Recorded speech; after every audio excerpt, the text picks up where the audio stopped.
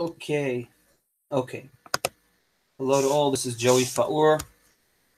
We will be starting today the first chapter of Hilchot Mila, the laws of circumcision. B'ezrat Hashem, these laws, as is clear from the title, deal with how to properly perform the precept of circumcision. Mila. Halacha Aleph. מילה, מצוות עשה שחייבים עליה כרת, שנאמר, וערל זכר שלא ימול את בשר עולתו ונכוותה הנפש ההיא. So the precept of circumcision is a precept which, if is not performed, one is liable to be punished by karet, by getting cut off from the world to come, as it says in the pasuk, and any uncircumcised male, and any male that did not circumcise himself, and his soul shall be cut off.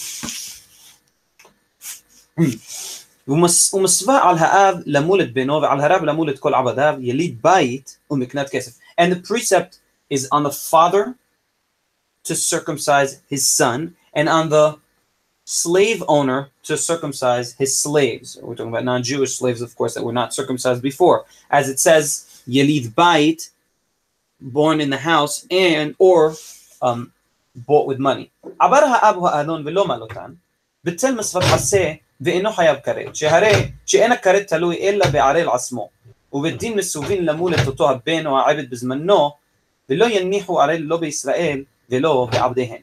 Now, let's say the father did not circumcise his son, or the slave owner did not circumcise their slave, so they simply they neglected a misvat aseh, a positive commandment, but they are not liable to be hayavim karet, to be cut off, but rather they are liable for not doing a misvat aseh. And the court of law is charged with the duty of circumcising this child or slave when in the time of circumcision, because it is asur, it is not permitted to leave any uncircumcised people in Israel. Okay, and males, of course. Halacha bet. אין מולין בינו של האדם שלא מדעתו, אלא אם כן עבר ונמנע למולו, שבדין מלין אותו בעל כורחו. Now, it is not permitted to circumcise somebody, a son of somebody, without the father's knowledge, unless the father himself neglected the mitzvah of circumcision, the precept of circumcision, in which case the court of law is charged with circumcising this child. נתעלה בבית ולא מלאו אותו, כשיגדיל הוא חייב למול את עצמו. So let's say the court of law did not notice that this person was uncircumcised. When he grows up and understands that he has to circumcise himself, when he's old enough to understand that he has to circumcise, he has to circumcise himself. He has to make sure that this mitzvah, this precept, is done by him. And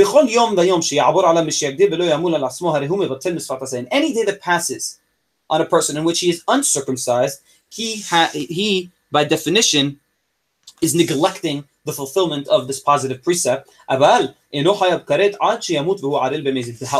he is not liable to be punished with the punishment of karet until he dies in this uncircumcised situation. הלכה ג' אחד עבד שנולד ברשות ישראל ואחד עבד הנלקח מן הגויים הכל חייב הרב למולן. So by slave we were talking about either a slave that was born in Jewish hands, in other words we're talking about a non-Jewish slave, or a slave that was bought from non-Jews. All these the person must do circumcision on. אלא שיליד הבית נמול לשמונה ומקנת כסף נמול ביום שנלקח אפילו לקחו ביום שנולד נמול ביומו. However, there's a distinction. Somebody who is bought, a slave that is born already in the hands of an Israelite, of a Jew, he is what we call a yelid bait, and he is circumcised on the 8th day. However, somebody which is bought, a slave which is bought, he is circumcised on the very day of the purchase. And even if he was 1 year old, he wasn't even 8 days old when bought as a slave, he is circumcised at that very day. Halakha dalet. יש מקנת כסף שנמול לשמונה ויש יליד בית שנמול ביום שיוולד. So we said previously in Halakha Gimel that miknat kesef, a slave which is purchased, is circumcised on the very day of on the date of the purchase. And we said that somebody that's born in the hands of a Jew is circumcised by the 8th day. However, there's a case. There are two cases. One in which the miknat kesef, the purchased slave, is circumcised on the 8th day, and one case in which he who was born in the hands of a Jew is circumcised on the very day of birth. We will see right now. We will see these cases. So the opposite case. It's the opposite of what we previously said. Kesed, how? לקח שפחה ולקח עוברה עמها וילדה. הרי זה נמול לשמונה. So let's say somebody took a shifha, he took a female slave, and as part of the purchase, he also purchased the child which was in her, she was pregnant, and he purchased the child that was inside of her, and she gave birth. This child, because he was previously purchased with his mother, he is, and although he is a miknat bait, what we call a miknat bait, he is circumcised on the 8th day.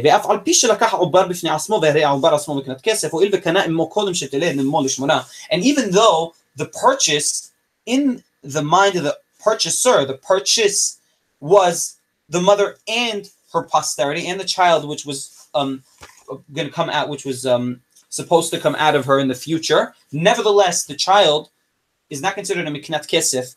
He's considered a miknat kesef, but he is nevertheless circumcised on the 8th day. Halakha he. Lakach shifha le'ubareha. Somebody purchased a female slave for her offspring. In other words, it was only the offspring which he bought. Or he bought a shifha, a female slave, but not in order to do what we call tebila leshem avdut. He did not want to give her the ritual bath for which is needed when buying a slave, but rather wanted to leave her unmutbelet. Even though the offspring of this lady was born under his ownership, nevertheless, the offspring is circumcised on the day of his birth.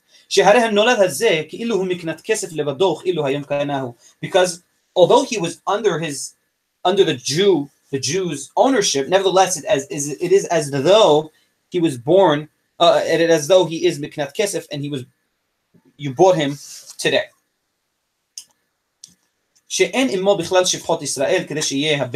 Because the mother of this child, as we said, she is either he bought only the child from the mother, and then the mother was under his hands, but he only wanted the child separately, or he did not want to do tebila on the mother. He did not want to give her the ritual bath, which is needed for slaves. So she is not considered a slave under Jewish hands, and therefore only her offspring can be considered such and such a status, and therefore it is as though he bought the offspring today and must do the tebila on the date of birth, when the child comes out. Also, another reason for this is because the child, there's a chance in which the child might die, and then the mother leaves, and the mother does not stay with him, because the whole point of the deal was for the mother.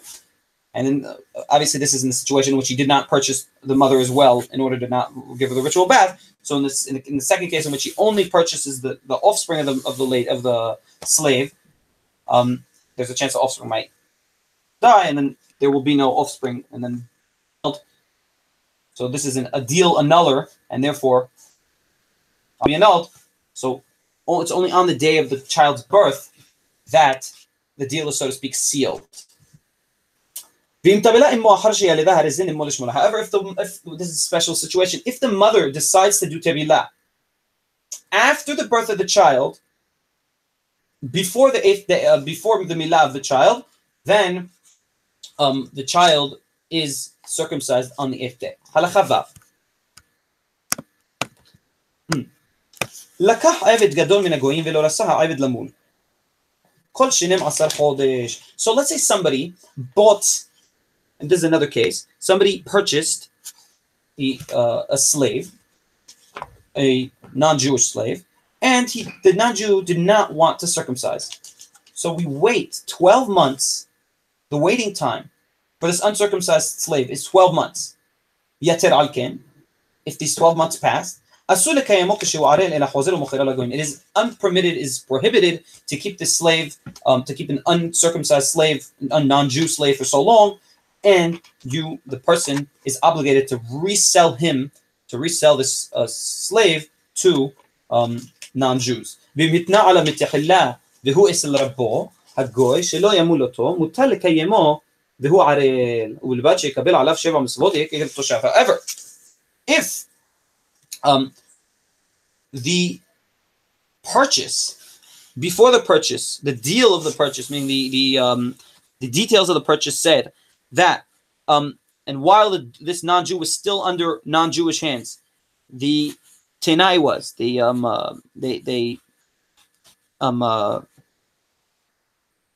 the condition for the purchase was that he does not do, the purchased goy does not do milah, then he does not have to do milah, only if this was the conditions of the purchase pre-purchasing the slave. However, this is in condition that this goy slave takes upon himself the 7 Noahide laws, and then he will be considered like a ger toshav, like a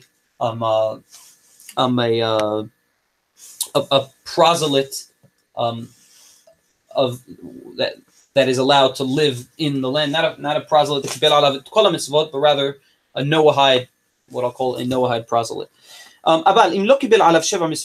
However, if this goy did not want to, after he was purchased and after he entered Jewish hands, decided he does not want to take upon himself the 7 Noahide laws, in that case, he can be killed immediately for not doing his part of the deal. And another important rule is, we do not take upon us geret toshav, in other words, people that are only here they only do the 7 precepts of the Noahide precepts only to live in Israel. We don't take them in times in which the Yovel is not enforced. The institution of the Yovel is not enforced. The Yovel is every 50 years, every 7 Shemitot. Okay, on the 7th Shemitah, the 8th year, the year after the 7th Shemitah in the cycle, is another, so to speak, Shenat Shemitah, and there are special laws which apply. We will see that, Bezat Hashem, later on. Halakha Zayin. גר שנכנס לקהל ישראל, חייב מילת תחילה, ואימל כשהיה גוי, צריך להטיף ממנו דם ברית כשנתגייר. So, a proselyte that decides to enter Am Yisrael, okay, and we will see how these proselytes enter Am Yisrael later on in Ilchot Yisur Be'ah, but this is only in about the circumcision of such a person. So, somebody who makes Giyur, who enters Am Yisrael, and takes upon himself all the precepts of the Torah, must do milah as part of the process of entering the Jewish people. And however, if he has been circumcised before his entering of the Jewish people, before he decided to become a proselyte, then we do what is called hatafat dam berit. Hatafat dam berit is taking out a little bit blood of that in that area, as a symbol for the circumcision, meaning it's not a circumcision because he was already circumcised, but you do have to do what's called hatafat dam berit, take out some blood in that area. Yes. וכן קטן שנולד כשהוא מהול, צריך להטיף ממנו דם ברית ביום השמיני. And also a child which was born, a baby that was born already circumcised, who was born without an orla, without the outer skin, they must, although you cannot do circumcision on this baby, they must do what is called hatafat tamberi, take out a little blood in the area. אנדרוגינוס, והוא הילוד שיש לו זכרות כזכר ונקבות כנקבה. צריך למול אותו בשמיני וכן יוצא דופן. So, an androgynous, which is somebody who has both male and female body parts, he must be circumcised on the 8th day, and also somebody who comes out in a Caesarean, a Yosed dolphin, comes out of the stomach, and not in a conventional way, but rather in an unconventional manner, through surgery, etc. This surgery has been done for years, what they call a Caesarean operation, or Hebrew nituach kesaria. I might be wrong in the English wording. Also, this person must be circumcised on the 8th day. You would think he's not, because he did not come out in the proper way. He was not properly born. Nevertheless, he is on this 8th day. The 8th day. I don't know, I might have said 7 before. Of course, we're talking about the 8th day. And it's also someone, an individual which has two orlot, two outer skins. We do his circumcision on the 8th day. Halakha. This is in regards to the time of the Mila. אין מולין לעולם إلا ביום החרעלות השמש, בין ביום השמיני שהוא זמנها, בין שלא בזמנها שהוא מתשעיבה הלאה. So, the Mila, the time for the Mila is always after, on the 8th day, after sunrise, and that is whether you do it after sunrise in the daytime, and that is whether you do it on the 8th day, which is a Mila, which is done on time, on its correct time, or if you do it on the 9th day and onwards, you always have to do the Mila after sunrise. As it says in the pasuk, and on the 8th day, in the day and not at night. Therefore, the Mila, the circumcision, cannot be performed at night.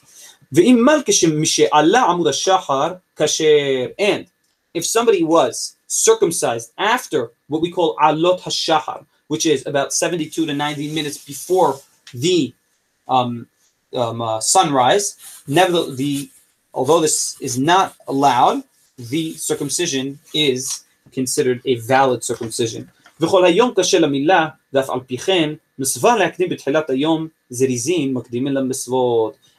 the whole day is kosher for Mila, is permitted to do the Mila on. However, it is a mitzvah min mubhar. It is more proper to do it earlier on in the day, as it says, those who are virtuous, to fulfill those who are zealous to fulfill their religious obligations, they do it as early as they can. Those who want to, really get the mitzvah done. Halakha tet. I wouldn't use the word zealous. I would say those who it is of utmost importance to them to do the precepts, to fulfill the precepts, they do fulfill the precepts as soon as they can, as soon as the time comes. Halakha tet. Mila bizmanaha doha et hashabbat. V'shelo bizmanaha ina doha lo et hashabbat v'lo et yom tov. So we said the 8th day is the time to do the Mila. However, we have some situations in which the child cannot be circumcised on the 8th day. Either he has jaundice or some other sickness or anything of the part. So in all these cases, the Mila is not done on its rightful day. However, a circumcision which is not done on its proper time, in other words, the 8th day, as previously mentioned, this circumcision does not be doha et Shabbat. It does not supersede the prohibition of desecrating, doing work on Shabbat, if it is not on its correct time. If it is on its correct time, it's on the 8th day, of course, it supersedes the Shabbat. And if somebody had kesa,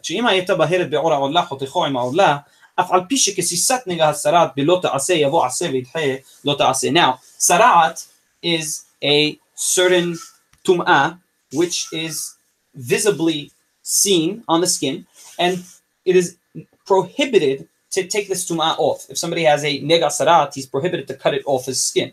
However, nevertheless, the Mila, which is a misvat aseh, it's a positive commandment, allows us to take off the sarat, if there is sarat, on the place of the circumcision, because in this situation, a positive commandment comes and, so to speak, overrides this this prohibition.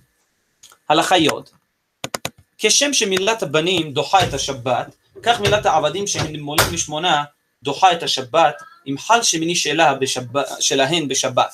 So the same way, the circumcision of sons of the offspring of a Jewish individual supersedes the Shabbat. In that very same way, the circumcision of the slaves that are circumcised on the 8th day, in other words, those which we previously explained that have to be circumcised on the 8th day and not on the very day of purchase, we said those who are born in Jewish hands already, they also supersede, override the Musla of Shabbat. Of course, if their 8th day is on Shabbat. חוץ מיליד בית שלא תבלה אמו עד שילדה, שאף על פי שנמו לשמונה אינו דוחה את השבת. Except somebody who was born in the house. We said there's a special situation in which there's a Yalid Bait who's born to a woman who did not want to do the Tevilah. So, and she decided to do Tevilah before he was circumcised after his birth. You were supposed to really circumcise him on the day of birth. But in this situation, we circumcised him on the 8th day because she decided to do the Tevilah, to do the ritual bath after birth. Nevertheless, and the child now is supposed to be circumcised on the 8th day. Nevertheless, this circumcision, this specific case, which I just said, with these details, does not take place on Shabbat, even if the 8th day is on Shabbat, because this is a, so to speak, awkward case. It's Midira Banan, they have to do the Mila on the 8th day for this specific child. Halacha Yod Aleph. קטן שנולד כשהוא מהול, ומי שנולד בחודש השמיני לעבורו, קודם שתגמר בריאתו, שהוא כנפל מפני שאינו חי, ויוצא דופן ואנדרוגינוס, ומי שיש לו שתי עולות, אינן דוחן את השבת, אלא נמולין הן באחד בשבת, שהוא יום תשיעי שלהן. So a child born already circumcised, or somebody born on the 8th day, on the 8th month to his conception, before being fully matured, which is he's considered almost not alive. I mean, it's considered to be not alive by many standards, and only through modern science today, these children are considered to have to live, may live, they still may not live.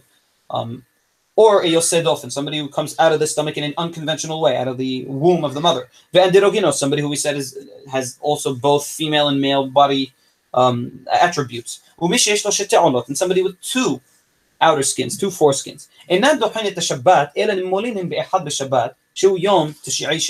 These, although they are supposed to be circumcised on their 8th day, nevertheless, if their 8th day comes out on Shabbat, then we wait an extra day. They are not dochenet Shabbat. They do not override Shabbat. Halacha Yod Bet. מי שנולד בין השמשות, ספק ביום, ספק בלילה. מונים מן הלילה ונמול בתשיעי, שהוא ספק שמיני. Somebody born in a time called בין השמשות. בין השמשות is after sunset, before the coming out of the kochavim, the coming out of the stars.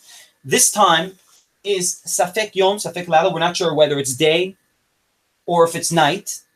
So we count the days of the child, of when he has to be, of the date of circumcision of the child, from the night, from the day after.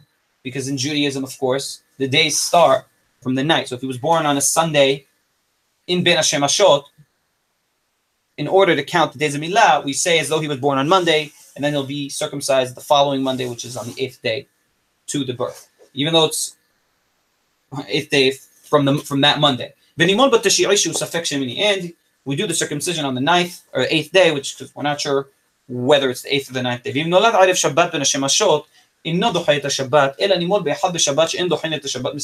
Now, if a child like this is born on Friday, between Friday and Saturday, on the Ben Hashem Mashot between Friday and Saturday, you would think, oh, so we make the Mila on the following Saturday. No, we do not, because it's safek, because we're in doubt. So we do it on the following day. Halakha Yod Gimel. Mishne Tora b'chodesh hashemini. So a child born prematurely on the 8th month. If he had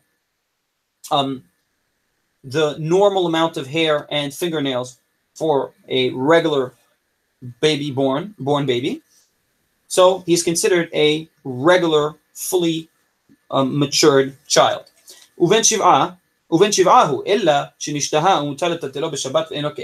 And we consider him as though he was born on the 7th month to conception. In the 7th month of conception, the child looks different than when in the 8th, and in the 8th he looks different than in the 9th. In those days, and I'm not sure if today this correlates with modern medicine. In those days, if the child was born on the 7th month, he had much, much higher chances of living than if he was born on the 8th month, because he was turned over. He would come out, and I'm not going to get into the details, and he was born on the 8th month. He usually would look much less mature than if he was born on the 7th month, and therefore the 7th month, actually the probability of living after the 7th month is higher than if you were born on the 8th month. So that's why he's considered, this child was born on the 8th month. If he has fully matured fingernails and hair, it is considered as though he is a fully matured child. And we say that it's as though he was really born probably on the 7th month. He's a 7-month-old baby, but rather he was a little bit, it took his time, so to speak.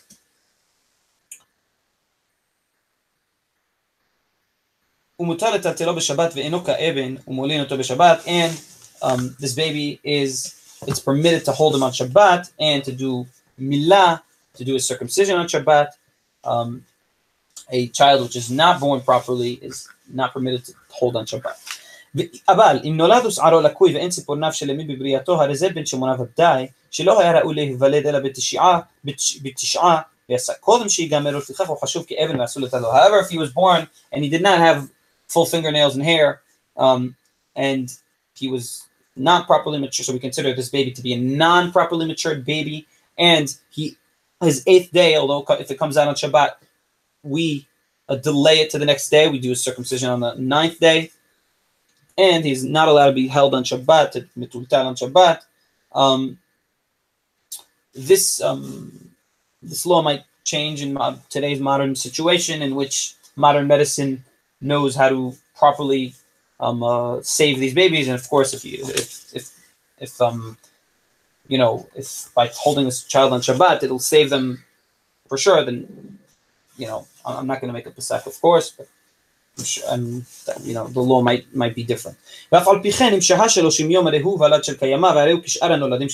nevertheless, if this child born on the 8th month was alive for over 30 days, then he is considered a valad shel kayama. He is considered a baby which will continue to live, and he is like any other child, and he is commanded to do the circumcision. That any child that was alive for more than 30 days, a human is not considered a stillborn, not considered a nefel.